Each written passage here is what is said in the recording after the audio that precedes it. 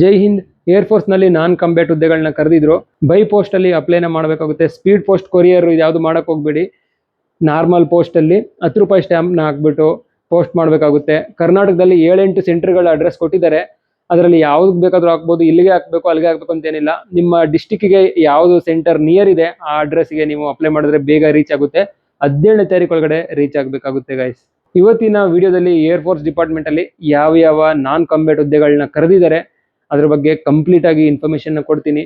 ಆ ಪೋಸ್ಟ್ಗಳ ವರ್ಕ್ ಹೇಗಿರುತ್ತೆ, ಟ್ರೈನಿಂಗ್ ಯಾವ ಥರ ಕೊಡ್ತಾರೆ, ಸೆಲೆಕ್ಷನ್ ಪ್ರೊಸೆಸ್ ಯಾವ ಥರ ಇರುತ್ತೆ, ಮತ್ತು ಎಷ್ಟು ವರ್ಷ ಡ್ಯೂಟಿ ಇರುತ್ತೆ, ಮತ್ತು ತುಂಬ ಮಕ್ಕಳು ಕೇಳ್ತಿದ್ದಾರೆ ಸರ್ ಇದು ಪರ್ಮನೆಂಟ್ ಜಾಬಾ ಅಥವಾ 4 ವರ್ಷಕ್ಕೆ ಅಗ್ನಿವೀರ್ ಥರನೇ ರಿಟೈರ್ಮೆಂಟ್ ಆಗಬೇಕಾ, ಈ ಎಲ್ಲ ಡೌಟ್ಗಳಿಗೂ ಇವತ್ತಿನ ವಿಡಿಯೋದಲ್ಲಿ ನಾನು ನಿಮ್ಮ ಕ್ವಶನ್ಗಳಿಗೆ ಆನ್ಸರ್ನ ಮಾಡ್ತೀನಿ.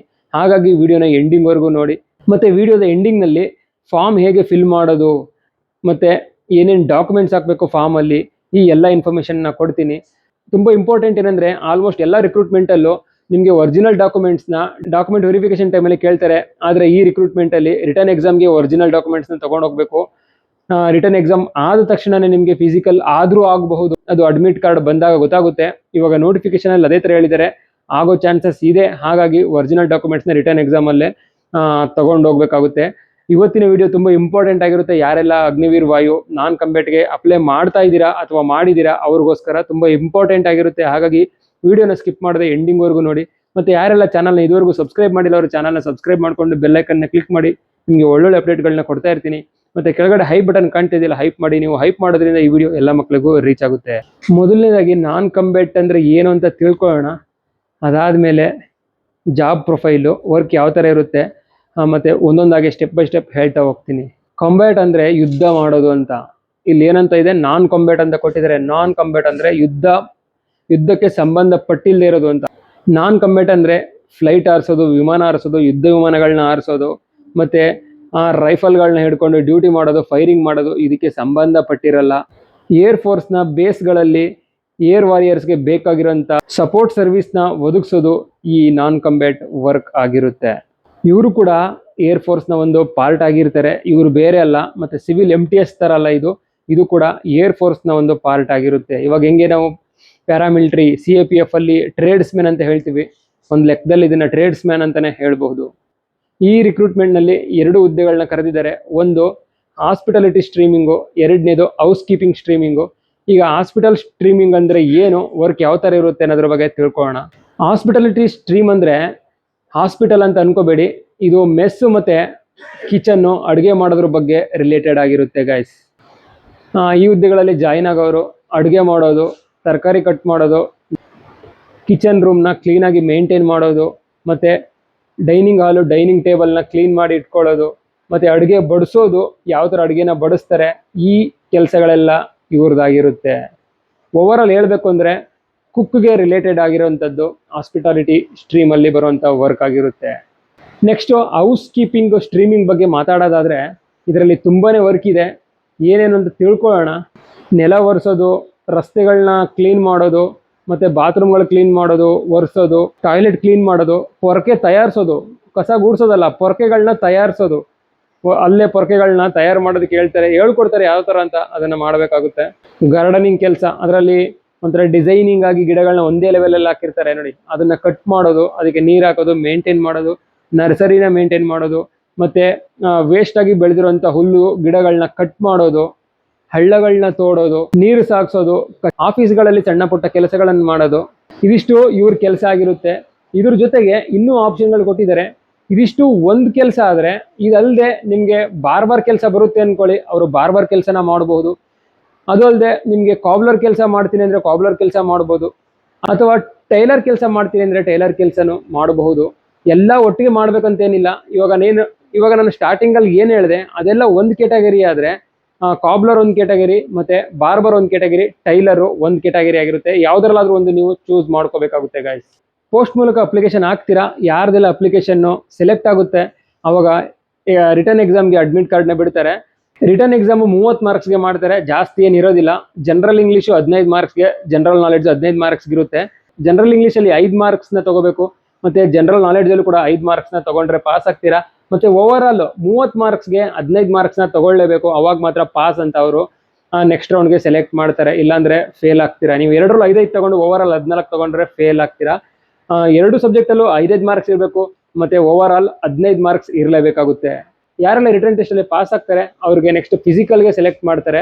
ಇಲ್ಲಿ ತುಂಬಾ ಇಂಪಾರ್ಟೆಂಟ್ ನೋಟ್ ಏನಂತಂದ್ರೆ, ರಿಟರ್ನ್ ಎಕ್ಸಾಮ್ ಆದ ತಕ್ಷಣ ಅವತ್ತಿನ ದಿನನೇ ಅಥವಾ ಅದರ ನೆಕ್ಸ್ಟ್ ಡೇನೆ ಫಿಸಿಕಲ್ ಮಾಡೋ ಚಾನ್ಸಸ್ ಕೂಡ ಇರುತ್ತೆ, ನೋಟಿಫಿಕೇಶನ್ ಅಲ್ಲಿ ಕೊಟ್ಟಿದ್ದಾರೆ. ಹಾಗಾಗಿ ನೀವು ಎಲ್ಲಿ ಸೆಂಟರ್ ಬರುತ್ತೆ ಅಲ್ಲಿ 2ರಿಂದ 3 ದಿನ ಹಾಲ್ಟ್ ಆಗಬೇಕಾಗುತ್ತೆ. ಅದನ್ನೆಲ್ಲ ಕನ್ಫರ್ಮ್ ಆಗಿ ಅಡ್ಮಿಟ್ ಕಾರ್ಡ್ ಅಲ್ಲಿ ಕೊಡ್ತಾರೆ ಗೈಸ್. ರಿಟರ್ನ್ ಟೆಸ್ಟ್ ಆದ್ಮೇಲೆ ಅಲ್ಲೇ ನಿಮ್ಗೆ ಫಿಸಿಕಲ್ ಕೂಡ ಮಾಡ್ತಾರೆ. ಫಿಸಿಕಲ್ ಅಲ್ಲಿ ಮೊದಲನೇದಾಗಿ ಹೈಟ್ ಟೆಸ್ಟ್ ನ ಮಾಡ್ತಾರೆ. 152 ಸೆಂಟಿಮೀಟರ್ ಹೈಟ್ ಇರಬೇಕಾಗುತ್ತೆ. ಅದಾದ್ಮೇಲೆ 1.6 ಕಿಲೋಮೀಟರ್ ರನ್ನಿಂಗ್ ನ ಮಾಡಿಸ್ತಾರೆ.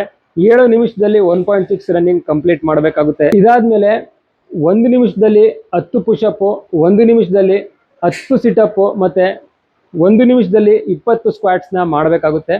ರನ್ನಿಂಗ್ ಆದ 10 ನಿಮಿಷದಲ್ಲಿ ಪುಷಪ್ ನ ಮಾಡಿಸ್ತಾರೆ. ಪುಷಪ್ ಆಗಿದ್ದು 2 ನಿಮಿಷದಲ್ಲಿ ಸಿಟಪ್ ಮಾಡ್ತಾರೆ. ಸಿಟಪ್ ಆಗಿದ್ದು 2 ನಿಮಿಷದಲ್ಲಿ ಸ್ಕ್ವಾಟ್ಸ್ ನ ಮಾಡಿಸ್ತಾರೆ. 15-20 ನಿಮಿಷದಲ್ಲಿ ಈ ಫಿಸಿಕಲ್ ಇವೆಂಟ್ ನ ಮುಗಿಸ್ಬೇಕಾಗುತ್ತೆ. ಆ ಲೆವೆಲ್ ಅಲ್ಲಿ ನೀವು ಫಿಸಿಕಲ್ ಪ್ರಾಕ್ಟೀಸ್ ನ ಮಾಡಬೇಕಾಗುತ್ತೆ. 1600 ಮೀಟರ್ ಓಡಿ ಸುಸ್ತಾಗ್ಬಿಟ್ರಿ, ಮತ್ತೆ ನಿಮ್ಗೆ ಪುಷಪ್ ಹೊಡೆಯೋಕ್ಕೂ ತಾಕತ್ತಿಲ್ಲ, ಸಿಟಪ್ ಮಾಡೋಕ್ಕೂ ತಾಕತ್ತಿಲ್ಲ, ಮತ್ತೆ ಸ್ಕ್ವಾಟ್ಸ್ ಮಾಡೋಕ್ಕೂ ಎನರ್ಜಿ ಇರಬೇಕು. ಈ ಟೈಮಿಂಗ್ ನ ನೆನಪಲ್ಲಿ ಇಟ್ಕೊಂಡು ಪ್ರಾಕ್ಟೀಸ್ ನ ಮಾಡಬೇಕಾಗುತ್ತೆ. ಫಿಸಿಕಲ್ ಪಾಸ್ ಆದ್ಮೇಲೆ ಸ್ಟ್ರೀಮ್ ಸೂಟಬಿಲಿಟಿ ಟೆಸ್ಟ್ ಇರುತ್ತೆ, ಅಂದ್ರೆ SST. ಈಗ ನಾರ್ಮಲ್ ಲ್ಯಾಂಗ್ವೇಜ್ ಅಲ್ಲಿ ಹೇಳೋದಾದ್ರೆ SSC GD ಮತ್ತೆ CRPF CSF ಅಲ್ಲೆಲ್ಲ ಟ್ರೇಡ್ ಟೆಸ್ಟ್ ಅಂತ ಹೇಳ್ತೀವಲ್ಲ, ಹಂಗೆ ಇದನ್ನು SST ಟೆಸ್ಟ್ ಅಂತ ಹೇಳ್ತಾರೆ. ಅದರಲ್ಲಿ ಹೌಸ್ ಕೀಪಿಂಗ್ಗೆ ಅದ್ರ ರಿಲೇಟೆಡ್ ಟೆಸ್ಟ್ ಇರುತ್ತೆ, ಮತ್ತೆ ಹಾಸ್ಪಿಟಾಲಿಟಿಗೆ ಅದ್ರ ರಿಲೇಟೆಡ್ ಟೆಸ್ಟ್ಗಳನ್ನ ಮಾಡ್ತಾರೆ. ಹಾಸ್ಪಿಟಾಲಿಟಿಗೆ ಅಡುಗೆ ಮಾಡೋಕ್ಕೆ ಬರಬೇಕಾಗುತ್ತೆ. ಈಗ ತರಕಾರಿ ಕಟ್ ಮಾಡೋದು, ನಾನ್ ವೆಜ್ ಕಟ್ ಮಾಡೋದು, ಮತ್ತೆ ಡೈನಿಂಗ್ ನ ಹೇಗೆ ನಾವು ಮೇಂಟೈನ್ ಮಾಡಬೇಕು, ಕಿಚನ್ ಹೇಗೆ ಮೇಂಟೈನ್ ಮಾಡಬೇಕು, ಕ್ಲೀನಿಂಗ್ ಹೇಗೆ ಮೇಂಟೈನ್ ಮಾಡಬೇಕು, ನಾವು ಸೆಲ್ಫ್ ಹೈಜೀನ್ ಹೇಗಿರಬೇಕು, ಈ ನಾಲೆಡ್ಜ್ ಎಲ್ಲ ಇರಬೇಕಾಗುತ್ತೆ. ಫುಡ್ ಹೇಗೆ ಸರ್ವ್ ಮಾಡೋದು, ಮತ್ತೆ ನಾವು ಫುಡ್ ಸರ್ವ್ ಮಾಡುವಾಗ ನಮ್ಮ ಬಾಡಿ ಲ್ಯಾಂಗ್ವೇಜ್ ಹೇಗಿರಬೇಕು, ಈ ನಾಲೆಡ್ಜ್ ಎಲ್ಲ ಇರಬೇಕಾಗುತ್ತೆ. ನೆಕ್ಸ್ಟ್ ಹೌಸ್ ಕೀಪಿಂಗ್ ಅಲ್ಲಿ ನಿಮ್ಗೆ ಹಳ್ಳ ತೋಡಿಸ್ತಾರೆ, ಮತ್ತೆ ನರ್ಸರಿ ಬಗ್ಗೆ ನಾಲೆಡ್ಜ್ ಇರಬೇಕು, ಪ್ಲಾಂಟೇಶನ್ ಬಗ್ಗೆ ನಾಲೆಡ್ಜ್ ಇರಬೇಕು, ಮತ್ತೆ ಬಾತ್ರೂಮ್ ಟಾಯ್ಲೆಟ್ ಇದನ್ನೆಲ್ಲ ಕ್ಲೀನ್ ಮಾಡಿಸ್ತಾರೆ, ಕಸ ಗುಡಿಸ್ತಾರೆ, ಪೊರ್ಕೆಗಳನ್ನ ಹೇಗೆ ಮಾಡೋದು ಇದನ್ನೆಲ್ಲ ಮಾಡಿಸ್ತಾರೆ. ಅದ್ರ ಜೊತೆಗೆ ಕಾಬ್ಲರ್ ಅಲ್ಲಿ ಇಂಟ್ರೆಸ್ಟ್ ಇದೆ ಅವರು ಕಾಬ್ಲರ್ ಶೂನ ಹೇಗೆ ಪಾಲಿಶ್ ಮಾಡೋದು, ಶೂ ಹೇಗೆ ಸ್ಟಿಚ್ ಮಾಡೋದು, ಲೆದರ್ ಬ್ಯಾಗ್ಗಳನ್ನ ಹೇಗೆ ಸ್ಟಿಚ್ ಮಾಡೋದು ಇದ್ರ ಬಗ್ಗೆ ಕೇಳ್ತಾರೆ. ಮತ್ತೆ ಯಾರಿಗೆಲ್ಲ ಬಾರ್ಬರ್ಗೆ ಇಂಟ್ರೆಸ್ಟ್ ಇದೆ, ನಾನು ಬಾರ್ಬರ್ಗೆ ಹೋಗ್ತೀನಿ ಅಂತ ಅವರು ಹೇರ್ ಕಟ್ಟಿಂಗು, ಶೇವಿಂಗು ಈ ಟೆಸ್ಟ್ಗಳನ್ನ ಮಾಡ್ತಾರೆ. ಮತ್ತೆ ಯಾರಿಗೆಲ್ಲ ಟೈಲರ್ ಬಗ್ಗೆ ಇಂಟ್ರೆಸ್ಟ್ ಇದೆ ಅಥವಾ ಟೈಲರ್ ವರ್ಕ್ ನಿಮಗೆ ಗೊತ್ತಿದೆ, ಅವರೆಲ್ಲ ಟೈಲರ್ ವರ್ಕ್ನ ಬಟ್ಟೆಗಳನ್ನ ಕಟಿಂಗ್ ಮಾಡೋದು, ಸ್ಟಿಚ್ ಮಾಡೋದು ಇದನ್ನೆಲ್ಲ ಮಾಡಿಸ್ತಾರೆ. ಇದಿಷ್ಟು ಟ್ರೇಡ್ ಟೆಸ್ಟ್ ಆಗಿರುತ್ತೆ. ಇದಾದ್ಮೇಲೆ ಮತ್ತೆ ಮೆಡಿಕಲ್ ಟೆಸ್ಟ್ನ ಮಾಡ್ತಾರೆ. ಮೆಡಿಕಲ್ ಟೆಸ್ಟಲ್ಲಿ blood test, urine, biochemistry, radiography test, ECG ಈ ಟೆಸ್ಟ್ ಎಲ್ಲ ಇರುತ್ತೆ. ಇಲ್ಲೊಂದು ಇಂಪಾರ್ಟೆಂಟ್ ನೋಟ್ ಹೇಳ್ತೀನಿ ನಿಮಗೆ, ಎಲ್ಲ ರಿಕ್ರೂಟ್ಮೆಂಟಲ್ಲೂ ಡಾಕ್ಯುಮೆಂಟ್ ವೆರಿಫಿಕೇಶನ್ನ ಮೆಡಿಕಲ್ ಟೈಮಲ್ಲಿ ಇಟ್ಕೋತಾರೆ. ಆದರೆ ಈ ನಾನ್ ಕಾಂಬ್ಯಾಟ್ ರಿಕ್ರೂಟ್ಮೆಂಟಲ್ಲಿ ಡಾಕ್ಯುಮೆಂಟ್ಸ್ನ ನೀವು ರಿಟರ್ನ್ ಎಕ್ಸಾಮ್ಗೆ ತೊಗೊಂಡೋಗ್ಬೇಕಾಗುತ್ತೆ. ಇದನ್ನು ನೋಟ್ ಮಾಡಿ ಇಟ್ಕೊಳ್ಳಿ. ರಿಟರ್ನ್ ಎಕ್ಸಾಮ್ಗೆ ಎಲ್ಲ ಒರಿಜಿನಲ್ ತೊಗೊಂಡೋಗಾಗುತ್ತೆ. 10th ಮಾರ್ಕ್ಸ್ ಕಾರ್ಡು, ಮತ್ತು ಕ್ಯಾಸ್ಟ್ ಸರ್ಟಿಫಿಕೇಟ್ಸು, ಅದ್ರ ಜೊತೆಗೆ ರೀಸೆಂಟ್ ಆಗಿರೋ ತೆಗೆಸಿರುವಂಥ ಒಂದು ಸ್ಲೇಟ್ ಇಟ್ಕೊಂಡು ತೆಗೆಸಿದಿರಲ್ಲ ಆ ಫೋಟೋಸು, ಮತ್ತು ಕ್ಯಾರೆಕ್ಟರ್ ಸರ್ಟಿಫಿಕೇಟು, ಗೆಜೆಟೆಡ್ ಆಫೀಸರ್ ಆಗಿರ್ಬೋದು, ಸ್ಕೂಲ್ ಪ್ರಿನ್ಸಿಪಲ್, ಕಾಲೇಜ್ ಪ್ರಿನ್ಸಿಪಲ್ ಆಗಿರ್ಬೋದು, ಯಾರ ಹತ್ರ ಆದರೂ ಒಂದು ಕ್ಯಾರೆಕ್ಟರ್ ಸರ್ಟಿಫಿಕೇಟ್ನ ಮಾಡಿಸ್ಕೊಂಡು ತೊಗೊಂಡೋಗ್ಬೇಕಾಗುತ್ತೆ. Aadhaar card, caste certificate, 10th marks card, ಇದಿಷ್ಟು ಡಾಕ್ಯುಮೆಂಟ್ಸ್ನ ತೊಗೊಂಡೋಗ್ಬೇಕಾಗುತ್ತೆ. ಸ್ಯಾಲ್ರಿ ಬಗ್ಗೆ ಮಾತಾಡೋದಾದರೆ ಸೇಮ್ ಅಗ್ನಿವೀರ್ಗೆ ಹೆಂಗೆ ಸ್ಯಾಲ್ರಿ ಇದೆ ಅದೇ ಸ್ಯಾಲ್ರಿ ಇಲ್ಲೂ ಕೊಡ್ತಾರೆ. ಫಸ್ಟ್ ಇಯರಲ್ಲಿ 30K ಇರುತ್ತೆ, ನೀವು ಸ್ಕ್ರೀನಲ್ಲಿ ನೋಡ್ತಿರ್ಬೋದು. ಸೆಕೆಂಡ್ ಇಯರಲ್ಲಿ 33K, third year 36,500, fourth year 40K ಇರುತ್ತೆ. ಅದರಲ್ಲಿ 9,000ನ ಕಟ್ ಮಾಡಿಕೊಂಡು 21,000 ಕೊಡ್ತಾರೆ ಫಸ್ಟ್ ಇಯರಲ್ಲಿ. ಹಂಗೆ ಕಟ್ ಆಗ್ತಾ ಹೋಗುತ್ತೆ. ಅದ್ರ ಜೊತೆಗೆ ಎಕ್ಸ್ಟ್ರಾ ಅಲೌನ್ಸಸ್ ಇರುತ್ತೆ, ಡ್ರೆಸ್ ಅಲೌನ್ಸ್ ಆಗಿರ್ಬೋದು, ಹಾರ್ಡ್ಶಿಪ್ ಅಲೌನ್ಸ್ ಆಗಿರ್ಬೋದು, ಮತ್ತು ಟ್ರಾವೆಲಿಂಗ್ ಅಲೌನ್ಸ್, ಇದೆಲ್ಲ ಸೇರಿ ನಿಮಗೆ 10,000 to 15,000 ಎಕ್ಸ್ಟ್ರಾ ಅಲೌನ್ಸ್ ಬರುತ್ತೆ.